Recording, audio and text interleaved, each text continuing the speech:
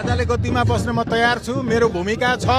अब मैले हेरिरहन मिल्दैन। देश बर्बाद हुन लागेको स्थितिमा विकासको मात्रै कुरा होइन, देशको अस्तित्व अन्त्य हुन लागेको अवस्थामा म छोड्दिनँ। म गद्दी सम्हाल्न आउँछु भनेर भनिबक्सेको छु। आजको दिनबाट कुनै बाटो तय हुनेवाला छ त सर? आज हिजो बेलुकाबाट त्यो बाटो तय भइसकेको छ र यो धेरै लामो समय जाँदैन। खालि नेपाली जनताले अब नेपाली सेनालाई साथ दिने र करोडौंको संख्यामा एकैचोटि काठमाडौँमा उपस्थित भएर नारायण हिटीतर्फ जाने, त्यो पूर्व बसन्तपुरको डाँसल चोकमा भेला भएर त्यहाँबाट गद्दी नसेन हुने हो। परम्परा पनि त्यही हो र यो दिन धेरै टाढा छैन।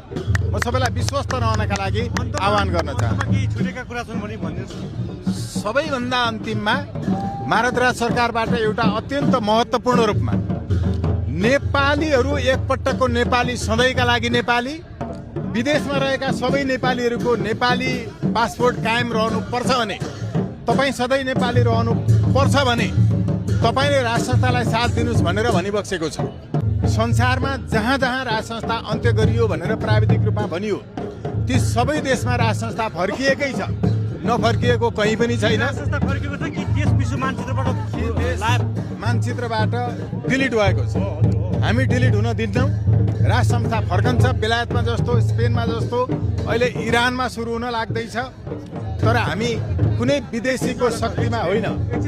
एउटा के सोधौँ भने जस्तो हिजो मात्रै राजा ज्ञानेन्द्रबाट यो पृथ्वी जयन्तीको उपलक्ष्यमा आएको सन्देशलाई हजुरले कसरी लिनुभएको छ? श्री 5 महाराज राज सरकार ज्ञानेन्द्र विक्रम शाहदेवबाट यो पटक पहिलो पटक स्पष्ट रूपमा सेनापति र मेरो भूमिका छ भनेर 11 मिनेट 18 सेकेन्डमा हुनुपर्छ भनिबक्सेको छ। र पहिलो पटक पशुपतिनाथले कल्याण गरून् होइन, गुरु गोरखनाथ, गोरखनाथ भनेको नेपाली सेना, गोरखनाथको चाहिँ शिष्य हो र गुरु गोरखनाथको सेनापतिमा जुन आएको छ एउटा परम्परा, त्यो परम्परासँगै अब चाहिँ स्पष्ट रूपमा पृथ्वी पथमा आबद्ध भएर राज संस्थाका लागि म फर्किने नै हो। मैले देशलाई समृद्धितर्फ लान्छु भनेर नेताहरूले भनेको हुनाले विश्वास गरेर सद्विचारका साथ नासो सुम्पिएको थिए, तर त्यस्तो हुन सकेन। त्यति बेला विकास मात्रै भएन भन्ने थियो, अहिले त त्यसै नरहने भयो। त्यसो भएको हुनाले अब उठ्नै पर्छ, जाग्नै पर्छ। म आउन तयार छु।